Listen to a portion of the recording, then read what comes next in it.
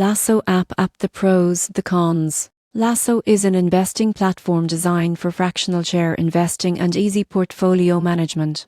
But is it worth considering? Starting with the pros. First, fractional investing. You can buy portions of high-value stocks, making diversification affordable. Second, simple interface. Lasso focuses on clean design, allowing investors to track and manage portfolios effortlessly. Third, educational resources. The app provides insights and tips, helping beginners make informed decisions. Now, the cons. One limitation is fewer advanced features. Experienced investors may miss detailed charts or advanced order types. Another drawback is fees on certain transactions, which can slightly reduce returns for frequent traders. The surprising truth? Many people assume fractional investing is complicated. Lasso makes it straightforward, helping anyone start investing with minimal capital. In conclusion, the pros: fractional investing, ease of use, and educational support make Lasso ideal for beginners. The cons: limited advanced tools and some fees mean it's less suited for professional traders. Overall,